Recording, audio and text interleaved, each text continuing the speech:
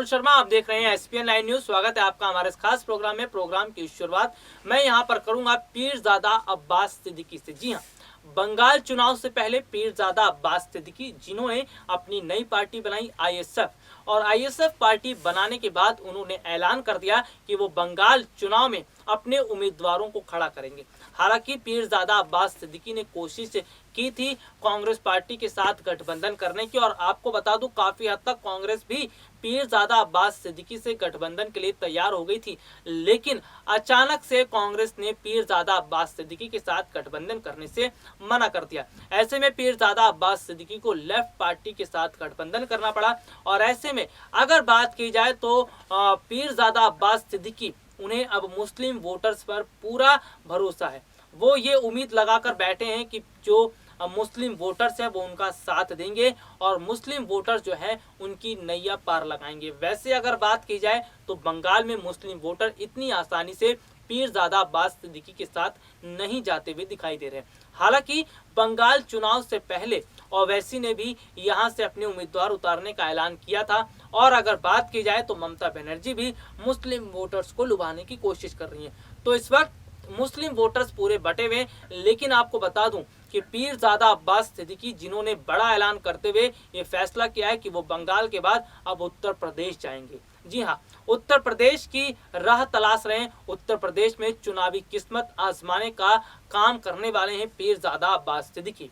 पीरजादा अब्बास सिद्दीकी को ऐसा लग रहा है कि उत्तर प्रदेश में जाएंगे तो वहां मुस्लिम वोट मिलेंगे, लेकिन क्या पीरजादा अब्बास सिद्दीकी को उत्तर प्रदेश में फायदा मिलेगा? अब आप ये समझिए।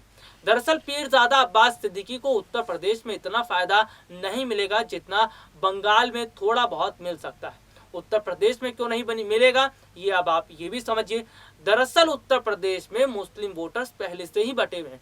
मुस्लिम वोटर्स जो पहले एक तरफा अखिलेश यादव के साथ जाया करते थे, वो मुस्लिम वोटर अब ओवैसी के साथ जा रहे हैं, क्योंकि जिस तरह से असदुद्दीन ओवैसी का जादू धीरे धीरे चल रहा है, और जिस तरह से अभी तक देखने को मिला कि कई चुनावों में असदुद्दीन ओवैसी ने बहुत बेहतर काम किया और उनकी पार्टी ने अच्छी खासी जीत हासिल की, तो ऐसे में अब असदुद्दीन ओवैसी की तरफ ही मुस्लिम वोटर्स देख रहे हैं। पीरजादा अब्बास सिद्दीकी जो नए आए हैं, जिनके बारे में उत्तर प्रदेश के लोग, मुस्लिम जो खास तौर पे, वो नहीं जानते हैं, और उत्तर प्रदेश में मुस्लिम वोटर्स अभी पीरजादा के साथ नहीं जाएंगे, क्योंकि पीरजादा अब्बास सिद्दीकी उनके लिए बिल्कुल नए हैं।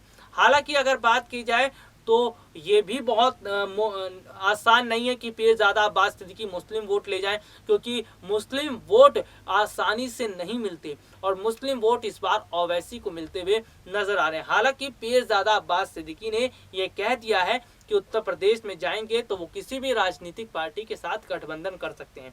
किसी राजनीतिक पार्टी का नाम तो उन्होंने नहीं लिया, लेकिन वो ये कह रहे हैं कि उत्तर प्रदेश में उनके अच्छे खासे जानकार लोग हैं, उनके अच्छे खासे वोटर्स भी हैं, तो यहाँ पर उम्मीद जो है वो जग रही है। और पीरजादा अब्बास सिद्दीकी ये बताने की कोशिश कर रहे हैं कि वो किस तरह से वहाँ पर अब अपनी एंट्री करने वाले हैं और वहाँ पर एक नया जो है माहौल बनाएंगे। आपको बता दूं कि अगर पीरजादा अब्बास सिद्दीकी उत्तर प्रदेश में आते हैं तो अखिलेश यादव की मुश्किलें फिर बढ़ेंगी, क्योंकि अखिलेश यादव को पहले एक तरफा मुस्लिम वोट पड़ा करता था, लेकिन अब मुस्लिम वोट बट रहे हैं। मुस्लिम वोट बट रहे हैं ओवैसी की वजह से। अब पीरजादा अब्बास सिद्दीकी भी अगर किसी राजनीतिक पार्टी के साथ गठबंधन करते हैं तो जाहिर सी बात है वोट फिर बटेंगे, और वोट बटेंगे तो मुस्लिम वोट जो है वो ही बटेंगे, और इससे अखिलेश को नुकसान होगा। तो अखिलेश यादव ये नहीं चाहेंगे कि मुस्लिम वोट इतना बट जाए कि उनके हिस्से में कोई वोट ही ना आ जाए। तो हालांकि अखिलेश यादव ये पूरी कोशिश तो कर रहे हैं कि किसी भी तरह से मुस्लिम वोट जो है वो अपनी तरफ किया जाए, मुस्लिम वोट को अपनी तरफ खींचा जाए, लेकिन रास्ता इतना आसान नहीं है। आपको बता दूं कि पीरजादा अब्बास सिद्दीकी ने ऐलान तो कर दिया है, लेकिन अभी तक ये देखने को नहीं मिला है कि वो किस राजनीतिक पार्टी के साथ गठबंधन करेंगे या किस राजनीतिक पार्टी के साथ जाएंगे। तो फिलहाल जो है वो माहौल कुछ अलग बनता हुआ नजर आ रहा है। लेकिन अगर मैं बात करूं तो फिलहाल पीरजादा अब्बास सिद्दीकी को उत्तर प्रदेश में उतरना और वहां पर मुस्लिम वोट लेना आसान नहीं रहेगा, क्योंकि उनके सामने चुनौतियां बहुत सारी रहेंगी। अब ये देखना होगा कि बंगाल में कितना कमाल करते हैं पीरजादा अब्बास सिद्दीकी। बंगाल के बाद ही तस्वीर साफ होगी। बंगाल में जिस तरह का प्रदर्शन पीरजादा अब्बास सिद्दीकी का रहेगा, उसके आधार पर ही ये कहा जाएगा कि उत्तर प्रदेश में उनकी क्या स्थिति रहेगी। तो फिलहाल के लिए अगर हम बात करें तो माहौल जो है वो बहुत ज़्यादा अलग हो चुका है। पश्चिम बंगाल के अलावा कई राज्यों में विधानसभा चुनाव है, लेकिन पश्चिम बंगाल का चुनाव बहुत ज़्यादा अहमियत रखता है। जिस तरह से पश्चिम बंगाल का चुनाव बहुत ज़्यादा अहम हो चुका है, उसी तरह से उत्तर प्रदेश का अगले साल होने वाला विधानसभा चुनाव भी बहुत ज़्यादा अहम होता हुआ नजर आ रहा है। लेकिन अब आने वाले समय में ये देखना बहुत ज़्यादा दिलचस्प होने वाला है कि बंगाल चुनाव में किस राजनीतिक पार्टी के साथ बंगाल के वोटर्स जाते हैं, किस राजनीतिक पार्टी का साथ वो लोग देते हैं, क्योंकि बंगाल की जनता की तरफ बीजेपी और टीएमसी दोनों देख रही है। बंगाल में बीजेपी और टीएमसी दोनों के बीच जबरदस्त टक्कर है।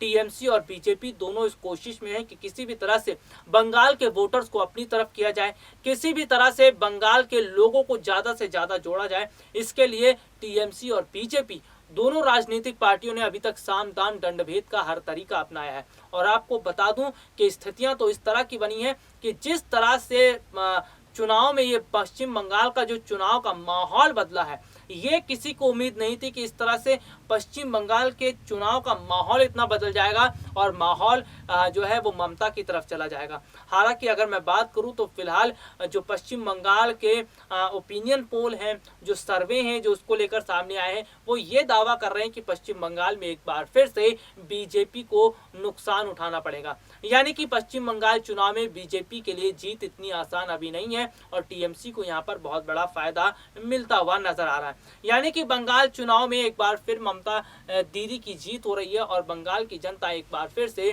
टीएमसी के साथ जाती हुई नजर आ रही है। आपको बता दूं कि टीएमसी जिस तरह से अभी तक उन्होंने रणनीति अपनाई है और जिस तरह से चुनाव जीतने के लिए बाकायदा ममता बनर्जी ने अपने कई दिग्गज जो उम्मीदवार हैं उनको चुनावी मैदान में उतारा है, ये साफ बताता है कि माहौल कितना बदल चुका है और ममता बनर्जी इस पूरी कोशिश में लगी हैं कि किसी भी तरह से बंगाल चुनाव जीता जाए और बंगाल में दोबारा से सत्ता कायम की जाए। बंगाल चुनाव जीतने के लिए ममता बनर्जी ने बात की जाए तो बहुत सारी योजनाएं लागू की हैं, घोषणा पत्र जारी किए, बहुत सारे उम्मीदवारों के टिकट काटे हैं, नए उम्मीदवारों को जगह दी है। इसके अलावा तमाम तरह की रैलियां, तमाम तरह की जनसभा और बहुत सारा कुछ ममता बनर्जी ने अभी तक प्लान कर लिया है और वो लगातार अपने प्लान के तहत काम कर रही हैं, अपनी रणनीतियों के तहत काम कर रही हैं और ममता बनर्जी की ये रणनीतियां उनके लिए फायदेमंद साबित होती हुई नजर आ रही हैं। फिलहाल के लिए आज मुझे इजाजत दीजिए। नमस्कार।